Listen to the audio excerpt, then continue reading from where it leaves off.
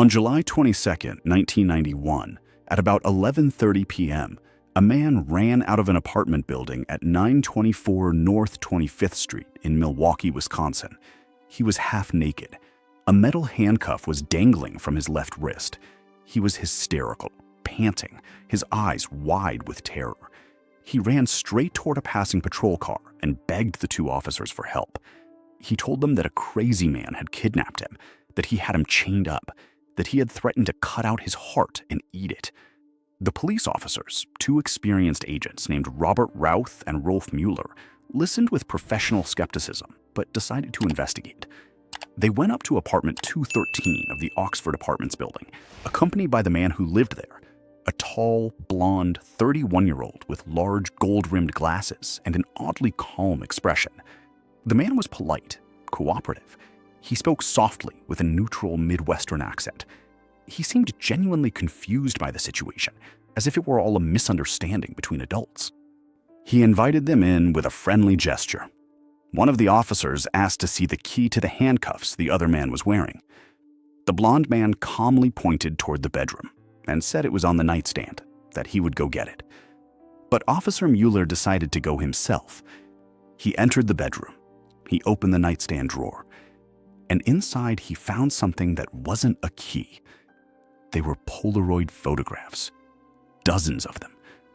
They showed human bodies in various states of dismemberment, boiled skulls on kitchen surfaces, organs arranged in macabre patterns, images that no human being should ever see and that no police officer ever forgets once they've seen them. Agent Mueller stormed out of the bedroom screaming.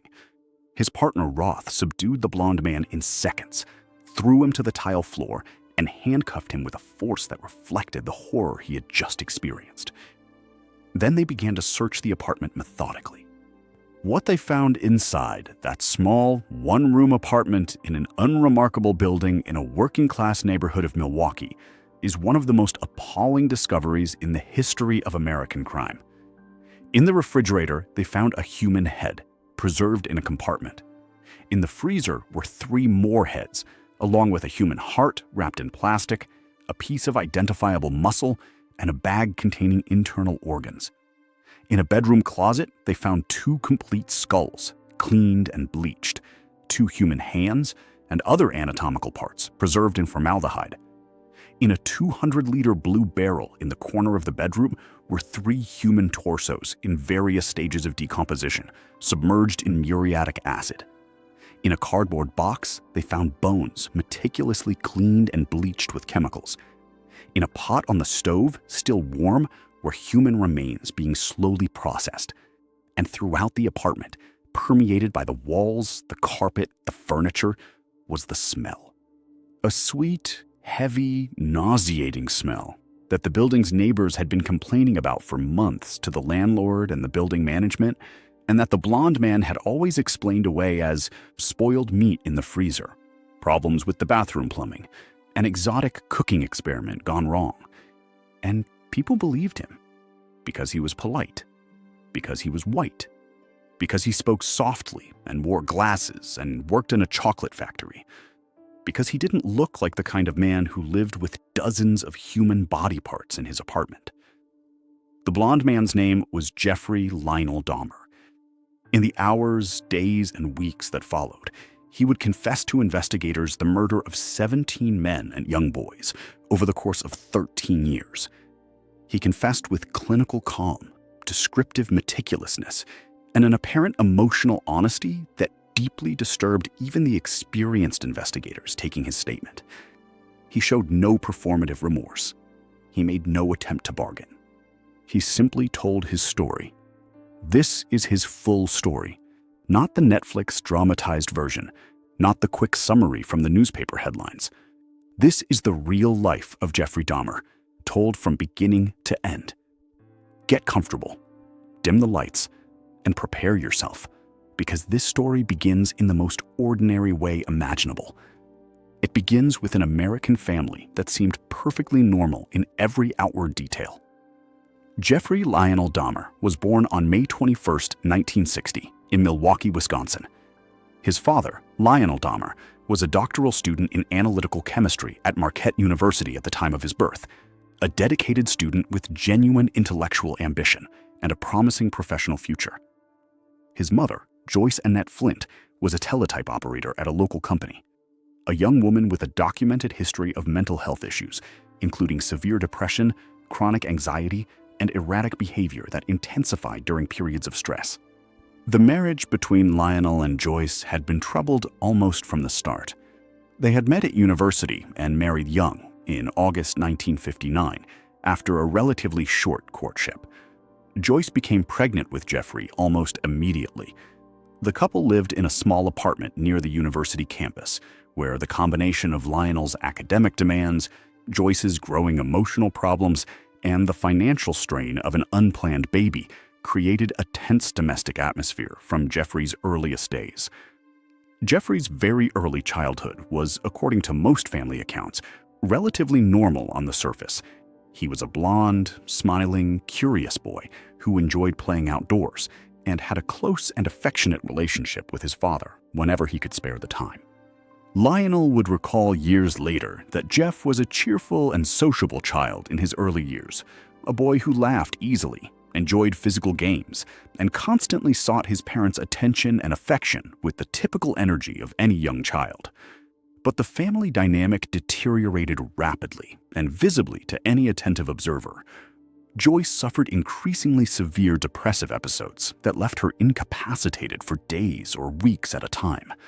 She took a growing number of prescription medications, including powerful tranquilizers and laxatives, which she consumed in quantities her doctors considered dangerous. Her mood swings were unpredictable and often dramatic. She would go from exaggerated euphoria to inconsolable weeping within hours for no apparent reason that family members could identify. Lionel, increasingly absorbed in his academic and professional career, spent more and more time away from home, in the university laboratory or the library. He himself would admit decades later in his autobiography that he had used work as an escape mechanism from a domestic situation he didn't know how to handle. This left young Jeffrey alone for long hours with an emotionally unstable mother who fluctuated between a suffocating need for attention and total emotional neglect when she was in the throes of her depressive episodes. When Jeffrey was about 4 years old, an event occurred that multiple biographers have identified as potentially formative in his psychological development. He suffered a double inguinal hernia that required corrective surgery. The operation was medically routine, but the emotional impact on the child was disproportionate. Lionel would later recount that after the surgery, his son was never quite the same. He became quieter, more withdrawn, more cautious with his own body, as if he had learned at too young an age that the human body could be opened, manipulated, and operated on. When Jeffrey was 6 years old, in 1966, the family moved to Doylestown, Ohio, and shortly thereafter to Bath Township, a rural suburb outside of Akron.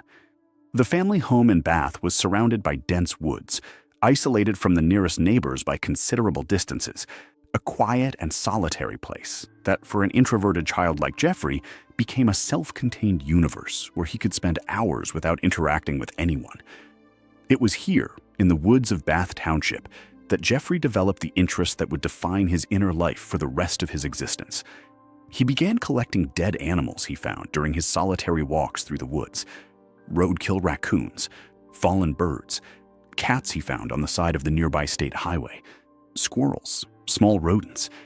He would take them to the small shed behind his house, a space his father had allowed him to use as his personal laboratory, and open them up with knives and tools he borrowed from the family garage.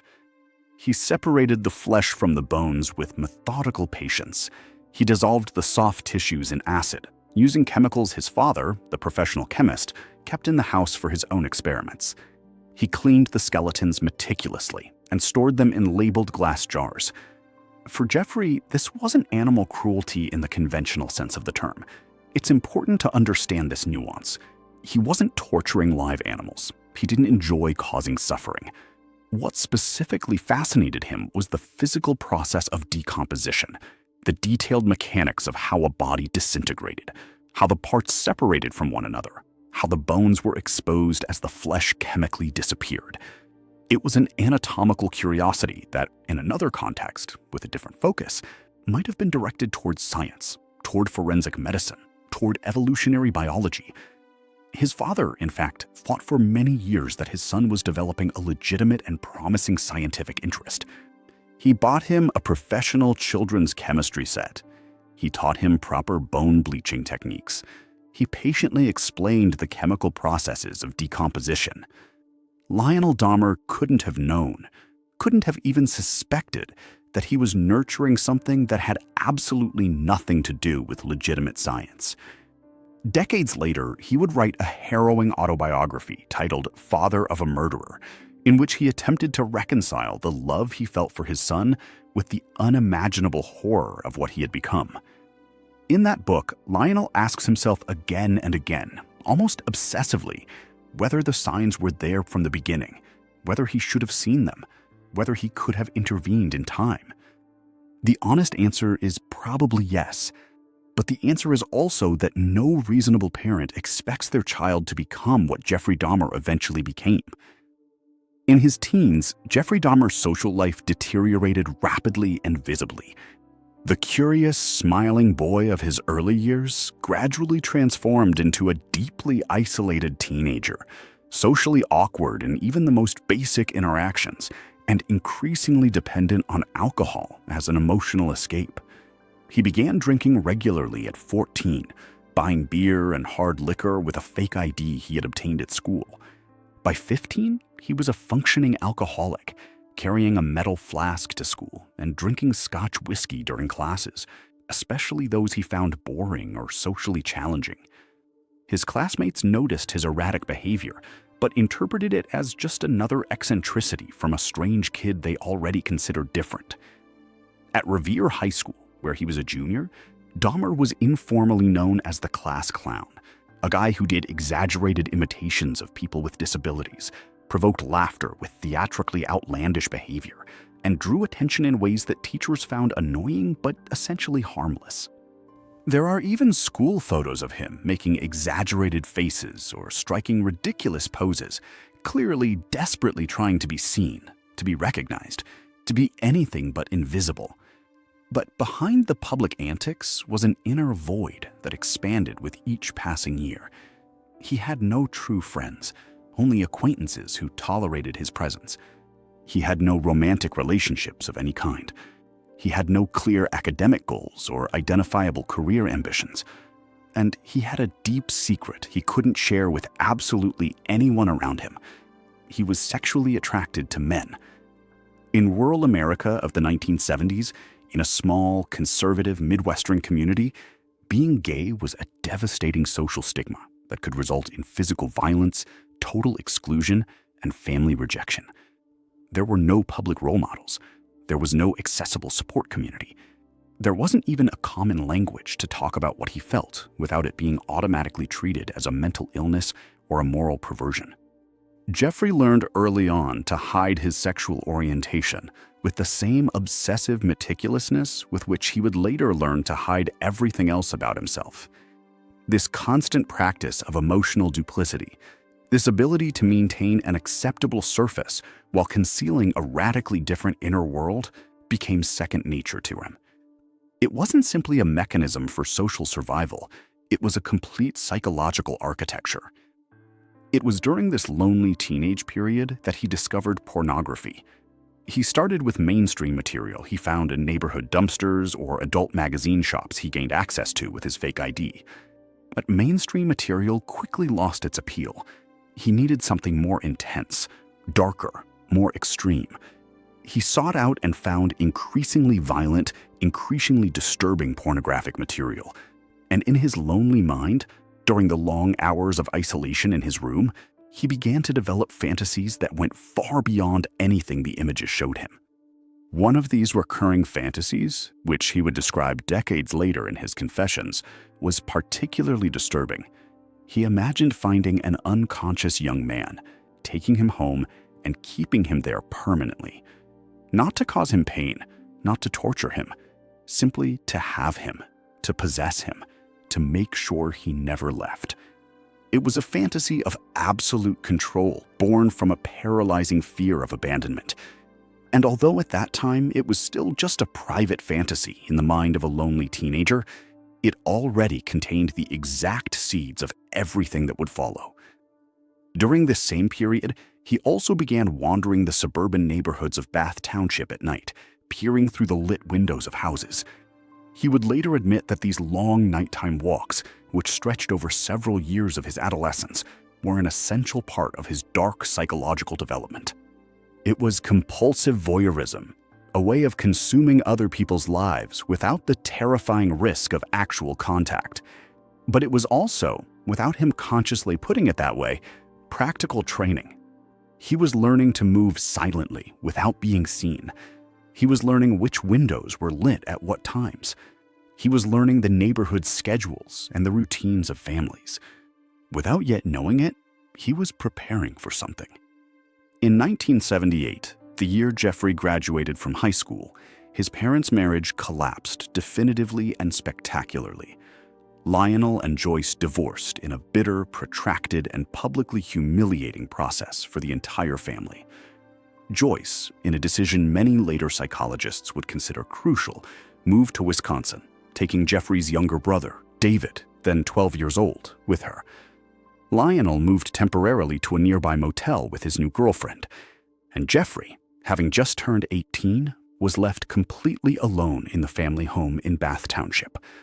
Alone, unsupervised, without a daily structure, with no one wondering what he was doing during the long, empty summer hours. 3 weeks after his graduation, on June 18, 1978, Jeffrey Dahmer committed his first murder. Stephen Mark Hicks was 19 years old. He was a freshman from Coventry High School, had landed a summer job with a roofing company, and was hitchhiking that afternoon to a rock concert he'd been eagerly anticipating for weeks. He was wearing denim shorts, a tank top, and sneakers. It was a hot, sunny June day in Ohio. Dahmer, who was driving his mother's car, picked him up on a back road near the family home. Stephen agreed to get in without hesitation. It was the kind of afternoon when young people hitchhiked without a second thought, when trusting strangers seemed perfectly reasonable. Dahmer invited him to his house for some cold beers before they continued on their way. Stephen accepted again. The house was empty. They spent the afternoon drinking cold beer, talking about rock music, and listening to records on Dahmer's father's stereo. When Hicks finally said he had to leave so he wouldn't miss the concert, something broke inside Dahmer. He didn't want him to leave. He couldn't bear the thought of being alone in the empty house again. The fantasy of his entire teenage life, keeping someone with him permanently, materialized in that moment with terrifying clarity. He grabbed a dumbbell from the basement and slammed it down Stephen's head from behind as he bent down to tie his shoes. Then he choked him until he stopped breathing. What he did next was methodical, meticulous, and profoundly revealing of the kind of mind he already possessed at 18. He dragged the body to the cramped space beneath the house, a utility area used only for storing tools. He dismembered it completely with a sharp kitchen knife. He put the parts into industrial garbage bags. Some he buried in the backyard, in a hole he dug that very night under the moonlight. Others he dissolved with the professional chemicals his father, a chemist, kept in considerable quantities at the house. The remaining bones, completely clean after the dissolution process, he crushed into small fragments with a sledgehammer and scattered in the dense woods surrounding the property. It was his first murder. He had just turned 18, and after committing it, he didn't kill anyone else for a full 9 years. This extraordinarily long gap is one of the most unusual and debated aspects of the Dahmer case among criminologists. The vast majority of individuals who commit this type of crime, once they cross that line for the first time, quickly escalate to more crimes within weeks or months. Dahmer, for reasons that were never entirely clear even to himself, stopped for almost a decade. Not because he had found inner peace, not because he had genuinely repented, but because he had found another temporary way to numb the darkness: alcohol, consumed in ever-increasing quantities. In the fall of 1978, his father, alarmed by his son's condition, enrolled him at Ohio State University in Columbus. Dahmer attended for only one semester. He barely went to class. He spent the vast majority of his time drinking alone in his dorm room or at bars near campus, where his alcohol consumption became noticeable, even by college standards. His grades were disastrous. He dropped out before finishing his freshman year, having completed virtually no coursework. Desperate to give his increasingly lost son some structure, Lionel convinced him to enlist in the United States Army. In January 1979, Dahmer officially enlisted, and after basic training, was deployed to West Germany as a combat medic, assigned to a military base in Baumholder. He spent 2 years there. His superior officers described him in their evaluations as competent when sober, which was becoming increasingly rare. He drank constantly, hiding bottles of alcohol in his barracks locker, and eventually became unable to perform his basic duties. He was given an early discharge from the Army in March 1981 for chronic alcoholism, a dishonorable discharge that his father, Lionel, would later attempt to downplay in his accounts. After the Army, without a clear plan for the future, Dahmer went to live temporarily with his paternal grandmother, Catherine, in West Allis, a quiet suburb of Milwaukee. Catherine was a warm, deeply religious woman, widowed for many years, who provided Jeffrey with the basic emotional stability he had never had in his own home. During the years he lived under her roof, Dahmer worked various manual labor jobs, including a position at the Ambrosia Chocolate Factory, a Milwaukee chocolate factory, where he would work the night shift for years, silently mixing ingredients in the factory floor while the city slept outside. But the inner darkness hadn't gone away during those 9 years of pause. He was just patiently waiting for the right circumstances to resurface. In September 1987, Jeffrey Dahmer killed for the second time. His victim was Stephen Tuomi, a 25-year-old cook at a Milwaukee restaurant whom Dahmer met at a gay bar in the city. Dahmer invited him to a hotel room near the bar, and they bought a bottle of liquor on the way to the hotel. They drank together until they both passed out. When Dahmer woke up the next morning, still dressed and disoriented, Stephen was dead beside him in bed, his face bruised and Dahmer's own hands swollen and painful. Dahmer later claimed in his confessions that he didn't remember killing him. He said he woke up with the body beneath him and his hands bruised, with no recollection of what had happened during the night. It's possible he was telling the truth on this specific point. Alcohol blackouts were a documented recurring theme in his life during those years, and bar witnesses confirmed that he regularly drank himself into a state of complete unconsciousness. What he did remember with crystal clarity, however, was exactly what he did after waking up and finding the body. He bought a large wheeled suitcase from a store near the hotel. He carefully placed the body inside, folding it to fit. He called a taxi. He drove it to his grandmother Catherine's house in West Allis, where he was living at the time. And in the dark, quiet basement of his grandmother's house, taking advantage of the fact that she was either asleep or out, he methodically dismembered it, dissolved most of the flesh in muriatic acid that he had specifically purchased, and threw the remaining bones in the neighborhood trash after wrapping them in sealed bags. The pattern of his first murder, 9 years earlier, was repeated with almost automatic precision, as if the intervening 9 years hadn't happened at all. It was as if his brain had been storing that exact protocol for the entire decade, waiting for the moment to apply it again. From that point on, the murders escalated chillingly. Between 1987 and 1991, Dahmer killed 15 more men. The frequency increased with each passing year. 2 murders in 1988, 1 in 1989, 4 in 1990, and 8 in just the first 7 months of 1991, the last year before his final capture. His victims were almost exclusively young Black, Asian, or Latino men who frequented gay bars in downtown Milwaukee or lived on the fringes of mainstream society. They were vulnerable. They were often anonymous to the authorities. And in a city like Milwaukee, where the disappearances of young men from racial minorities didn't generate newspaper headlines or thorough police investigations, they were virtually invisible to the institutional system. The modus operandi was consistent and became more refined with each victim. Dahmer met his victims in downtown gay bars, shopping malls, or simply by approaching them on the street with a friendly proposition. He offered them cash to pose for private photographs in his apartment or to accompany him to movies and drinks.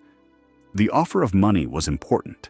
Many of the victims were in precarious financial situations, and a $50 or $100 bill for a few hours of their time was a significant amount. Once inside the apartment, Dahmer would serve them drinks he had laced with finely crushed sleeping pills, usually Halcyon. When the victim became unconscious or semi-conscious, Dahmer would slowly suffocate them with his bare hands. What followed death was a macabre ritual that evolved with each new murder, becoming more elaborate, more ritualized, more sinister. Dahmer photographed the bodies in different positions and states of dismemberment, creating a photographic archive that would become part of the evidence police found on his nightstand that July night in 1991. He kept body parts as personal mementos: cleaned skulls, hands preserved in formaldehyde, other anatomical parts stored in jars. He meticulously cleaned and bleached the skulls to keep them as trophies in a closet. And in at least one of the confirmed cases, according to his own detailed confessions to investigators, he cooked and consumed parts of his victim's body. Specifically, he ate the bicep of one of the young men he had murdered, after seasoning it with salt, pepper, and a dash of A1 sauce.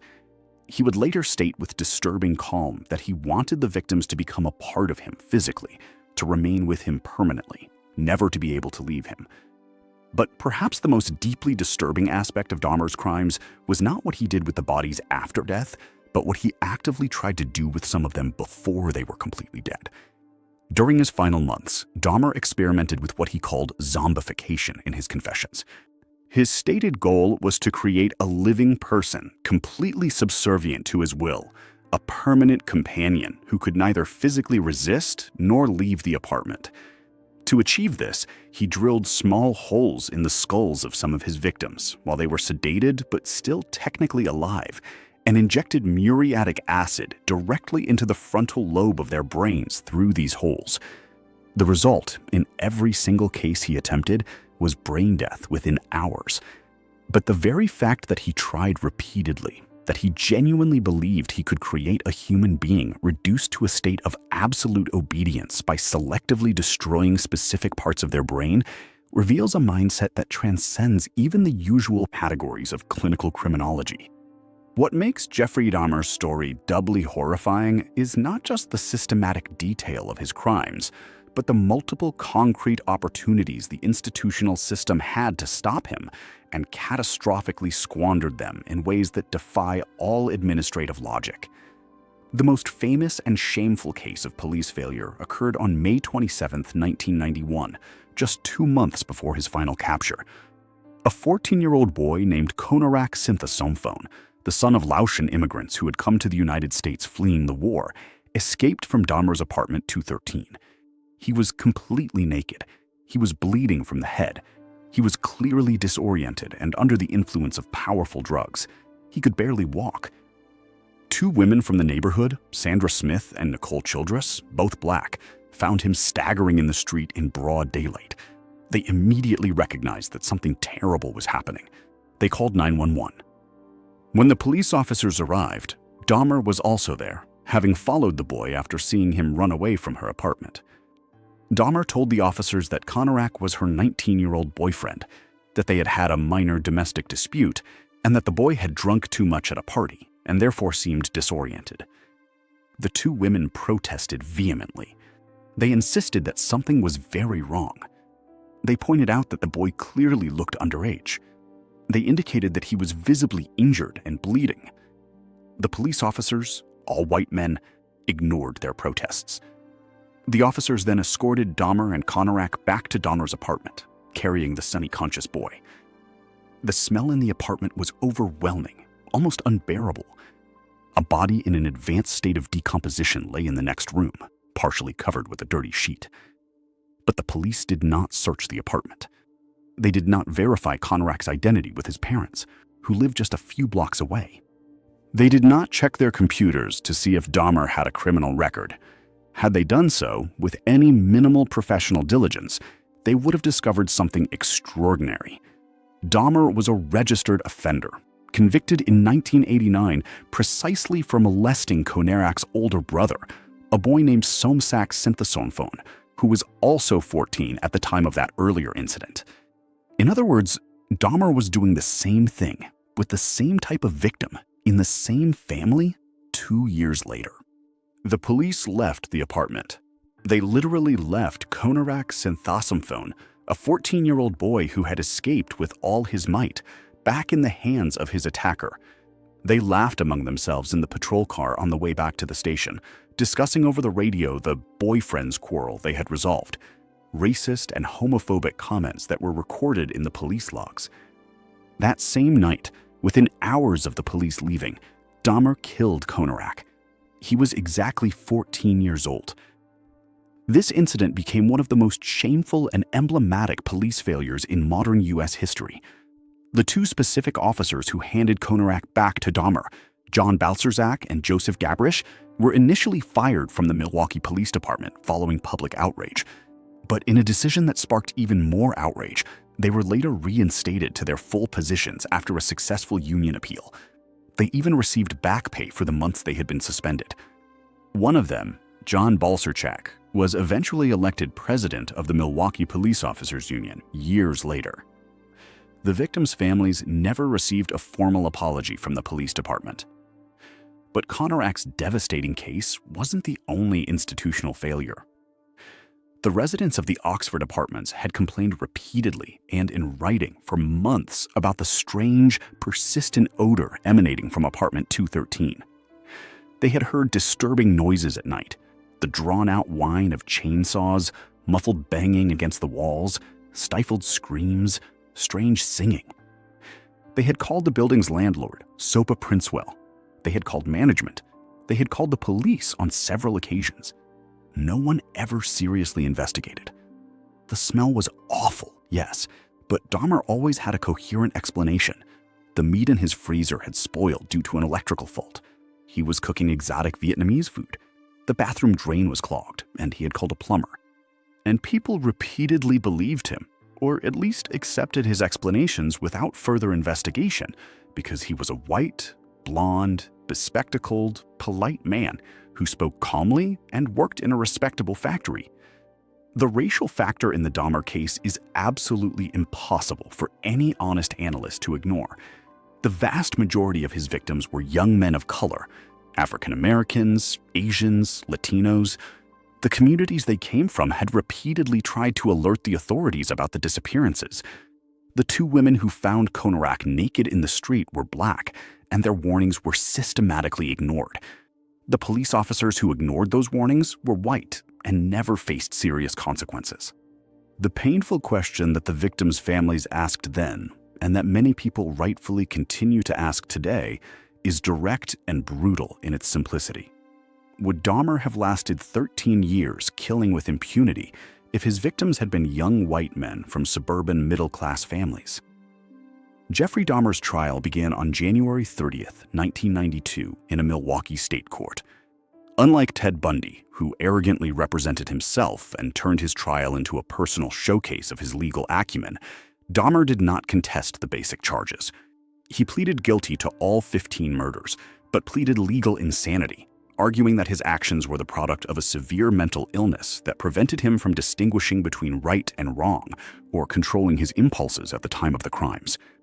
The trial, therefore, focused not on whether Dahmer had committed the crimes, a fact he had fully admitted, but on the specific legal question of whether he was legally insane at the time of the crimes. This was a crucial legal distinction because a declaration of insanity would have meant psychiatric confinement rather than ordinary prison. An army of psychiatrists and forensic psychologists paraded across the stand for weeks. Some argued that Dahmer suffered from a complex combination of diagnostic disorders, including clinical necrophilia, severe borderline personality disorder, and multiple paraphilias. Others maintained, with equally compelling arguments, that while Dahmer was certainly psychologically disturbed, he was fully aware at the time of the crimes that his actions were illegal and morally reprehensible. The evidence of this full awareness was overwhelming. Dahmer took extraordinarily elaborate precautions to avoid detection. He systematically drugged his victims, He locked doors with multiple locks. He methodically disposed of bodies with specific chemicals. He consistently lied to the police when they arrived, as he had done in the Konerak case. He lied to neighbors about the lingering odor. He bought disposal materials from different stores to avoid raising suspicion. All these actions demonstrated beyond a reasonable doubt a clear and working understanding that what he was doing was wrong and subject to legal prosecution. A man who genuinely cannot distinguish between right and wrong does not need to hide carefully for 13 years. On February 15, 1992, after several days of intense deliberation, the jury found Dahmer mentally sane on each of the 15 individual murder counts. He was sentenced to 15 consecutive life sentences, a cumulative total of 957 years in prison. The state of Wisconsin did not have the death penalty in its penal code, so multiple life sentences were the maximum possible sentence available. During the sentencing hearings, the victims' families had the legal opportunity to address the court and Dahmer himself directly. What they said during those minutes was absolutely devastating for everyone present. Mothers who hadn't been able to bury their children because their bodies had been dissolved in acid and were never recovered. Fathers who lived every day with the indelible mental image of the Polaroid photographs Dahmer had taken of their dismembered children. Brothers and sisters who woke up screaming every night from nightmares. The courtroom became, during those moments, a space of concentrated grief so intense that even the most seasoned and hardened journalists in the country wept openly. The most emblematic moment was when Rita Isbell, sister of Errol Lindsay, one of the victims, rushed toward Dahmer screaming as the marshals restrained her. Dahmer, for his part, delivered a lengthy and seemingly rehearsed final statement in which he formally apologized to the families present. He said he hated what he had done, that he blamed no one but himself, that he fully deserved what he was being given, that he hoped God would forgive him because he couldn't forgive himself. Some observers in the courtroom considered his words genuinely sincere given the circumstances. Others considered them merely the last calculated manipulation of a consummate sociopath trying to garner public sympathy at the last possible moment. Jeffrey Dahmer was sent to the Columbia Correctional Institution, a maximum security state prison located in Portage, Wisconsin. He was initially kept in protective isolation for a full year for his own physical safety, given the extreme nature of his crimes. But after 12 months, Dahmer formally requested to be transferred to the general prison population. Prison authorities granted his request after assessing the risk, a decision that would be intensely debated afterward. Dahmer adapted to daily life in prison with an eerie passivity that baffled both the guards and the other inmates. He caused no trouble whatsoever. He didn't seek out verbal or physical conflicts. He regularly attended Christian religious services in the prison chapel. He was formally baptized into the evangelical Christian faith by a local pastor named Roy Ratcliffe, who visited him weekly and would later publish a book about their spiritual conversations. He read the Bible daily and discussed passages with the pastor. He seemed, whether genuinely or not, to have found some kind of inner peace that stood in stark contrast to the absolute nature of his previous crimes. But prison is an ecosystem with its own unwritten laws of social justice, and individuals convicted of crimes against children and sex crimes invariably occupy the lowest rung of the internal prison hierarchy. They are despised by other inmates. They are frequently attacked without provocation. Their physical safety depends almost entirely on the active surveillance of guards. On November 28, 1994, Jeffrey Dahmer was assigned by guards to a routine cleaning task, along with 2 other inmates. One was Jesse Anderson, a white man convicted of killing his wife and then falsely attempting to frame a black man for the crime. The other was Christopher Scarver, a black man convicted of homicide, who suffered from documented schizophrenic delusions and believed himself to be the Christian Messiah sent to judge sinners. The guards left the 3 men alone without direct supervision in a locker room adjacent to the prison gym for approximately 20 minutes while they attended to other administrative tasks. When the guards returned to the locker room, they found a devastating scene. Dahmer and Anderson were lying on the tile floor, both with their skulls completely shattered. Scarver had attacked them both without warning with a metal barbell he had taken from the gym equipment. Anderson died 2 days later in the hospital. Dahmer was pronounced dead at 9:11 a.m. at Columbia County Hospital while being transported by ambulance. He was exactly 34 years old. Christopher Scarver later stated in interviews that Dahmer had not physically provoked him that morning. He said he knew perfectly well who Dahmer was and what he had done to his victims, and that he felt deeply that God had personally entrusted him with the sacred task of killing him. He also stated that he was intensely disturbed by the fact that Dahmer, during meals in the prison's communal dining hall, would deliberately mold food into shapes that resembled human limbs and place them in front of other inmates, with ketchup simulating blood, laughing at their reactions. This last disturbing anecdote was never fully verified by independent witnesses, although several inmates partially corroborated it. The violent death of Jeffrey Dahmer brought no emotional peace to the families of his victims. Nothing could truly bring it.